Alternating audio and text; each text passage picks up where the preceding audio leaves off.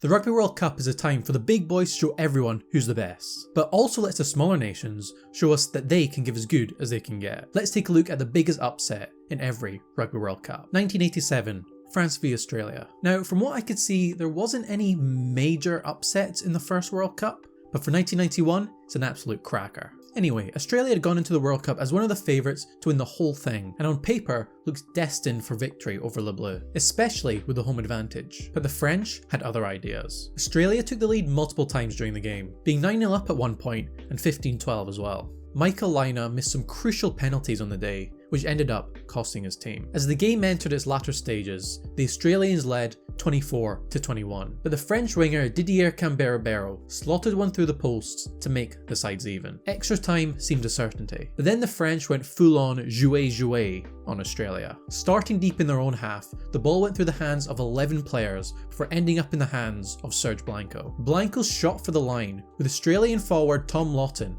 hanging off of him, and scored in the corner. Camberabero slotted the kick, and France won 30-24 and progressed to the final. 1991, Western Samoa v Wales. The 1991 was the first to be hosted in the Northern Hemisphere by all the Five Nations teams, but one of them would be leaving the tournament earlier than thought. Wales were not in a good place at the time, having lost all their games in that year's Five Nations. But they would get an easy start at the World Cup, coming up against Western Samoa. Or so they thought. The score was 3-3 at half-time, but shortly into the second half, Western Samoa would take the lead with a try, under some controversial circumstances. Wales scrum half Robert Jones insists that he touched the ball down in the zone first, but the referee awarded the try to Western Samoa. And I mean, yeah, it does kind of look like it, doesn't it? Wales would hit back with a couple of tries, but they never really recovered from the shock score at the beginning of the second half. A second try from Sia Faifali and 8-point from the boot of scrum half Matthew Vaea sealed the victory for Western Samoa 16-13, and Wales ended up finishing third in their pool and were sent packing, becoming the first host nation to be knocked out of the pool stages, and they wouldn't be joined until England did the same in 2015. 1995, South Africa v New Zealand. South Africa hosted the 1995 Rugby World Cup, and was the first they partook in due to the end of apartheid. They reached the final against expectation, but would come up against a monster of a New Zealand team that had scored 45 tries in the World Cup, and had scored a record number of points in an international test match of 142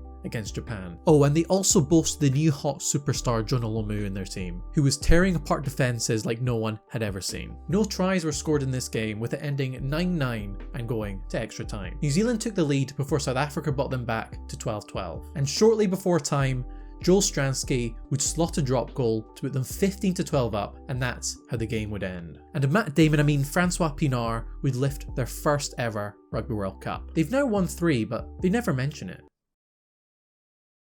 The game was also fraught with controversy, with rumours of the All Blacks having been poisoned before the game, but this has never been substantiated. 1999, Samoa vs Wales. Wait, this sounds familiar, hang on, let me check this script. Oh, no, Samoa just did this twice to them. All joking aside, Samoa massively upset the hosts with a 38-31 victory over Wales. Wales, however, did start the game well, winning one of 2 penalty tries in the game, and fly half Neil Jenkins slotted points through the posts, thus breaking the international record for points. And after another try in the 18th minute through Gareth Thomas, the good would end for Wales. The Samoans would stun Wales with a defensive and attacking display led by their fantastic 10, Stephen Batchop, scoring 2 tries himself on the 34th and 38th minute, but not before big lock Leo Falanico brought them back within a score on the 22nd minute after a very poor lineup from Wales on their own line. The game was close throughout the match, with the Samoans leading 24-21 at halftime. In the second half, the scores had evened at 24-all, but Samoan number 8 Pat Lam intercepted a pass from Jenkins around the length of the pitch to score Samoa's 4th try, with the home crowd left silenced by the scintillating Samoan performance. Wales would get their second penalty try of the game and bring the scores level at 31-all in the 62nd minute, but shortly after, the Samoan fullback would cross the white line to give the Samoans a lead for the last time and win 38-31, and also added to his personal points tally that ended on 18 on the day. 2003, Australia vs New Zealand. I was originally thinking of doing Uruguay's victory over Georgia, but having looked into it a bit more, I don't think it was that much of an upset really. and Georgia only went into that game as slight marginal favourites. But Australia's win over the All Blacks was a much bigger upset, which may sound weird considering they were the reigning world champions and hosts, but Australia went into the game having struggled in their last pool match against Ireland and had a very scrappy game against Scotland in the quarterfinals. Whereas the All Blacks were flying high and had also won both Blessed Isle tests that year, putting 50 on the Wallabies in Sydney. Australia would score the opening try in the 9th minute, but the game would be won on the boot. New Zealand's only try would come in the 35th minute, but Australia's Elton Flatley would score 17 points from the tee to help Australia win 22-10 and progress to the final. 2007, Fiji v Wales. Wales losing to a Pacific island in a World Cup pool stage?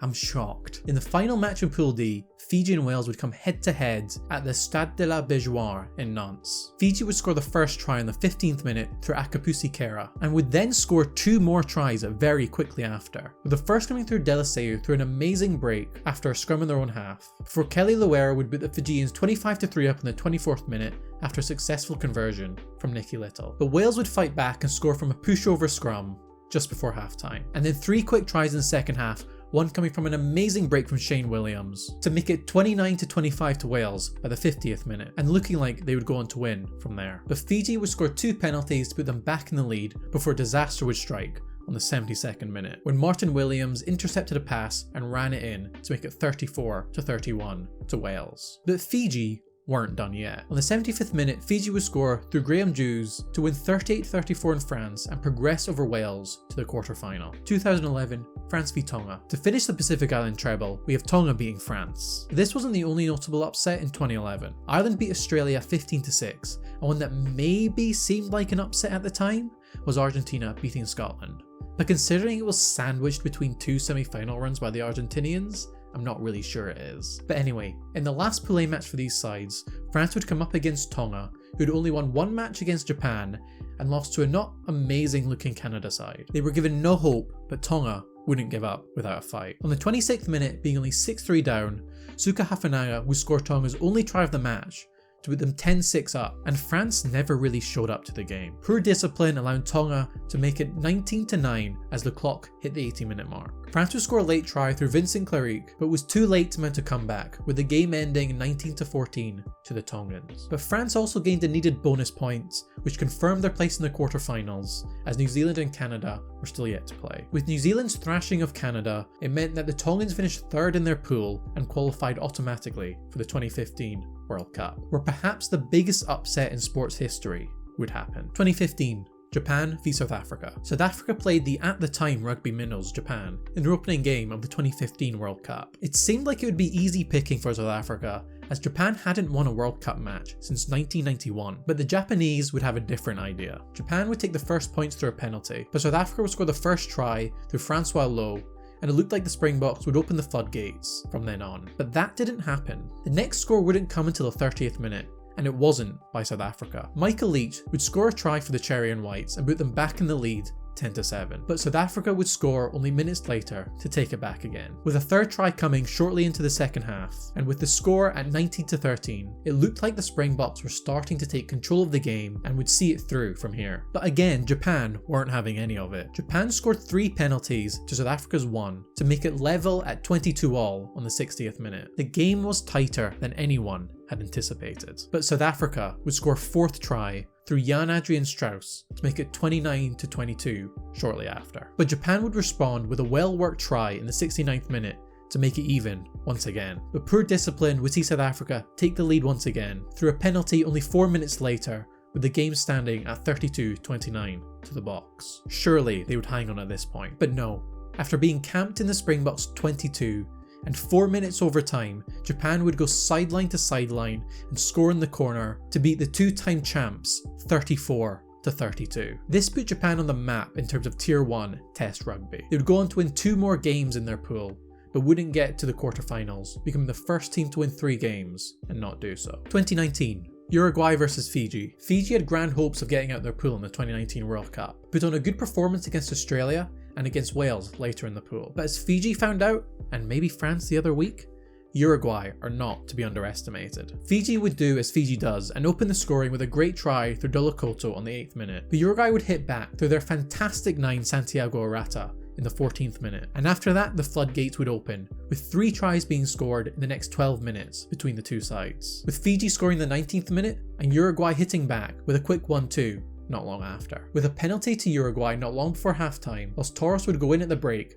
24-12 up. Fiji would open the scoring in the second half with a 48th minute try, before Uruguay would get a penalty in the 61st minute. But Fiji would score again to bring them into touching distance of Uruguay only 6 minutes later to bring the score to 27-22, with only 10 minutes left to go. But Fiji would commit a massive error and give away a penalty only 4 minutes from time to allow Los Torres to take the 3 points and move more than a score ahead with only minutes left on the clock. Fiji would score a late time with the clock in the red, but would not be enough to win the game, and the game ended 30-27 to Uruguay. Some of these games had big controversies around them, like the rumour that New Zealand were poisoned going into the 1995 final, of which you can learn more about along with 4 more World Cup controversies by watching this video right here. Thanks for watching.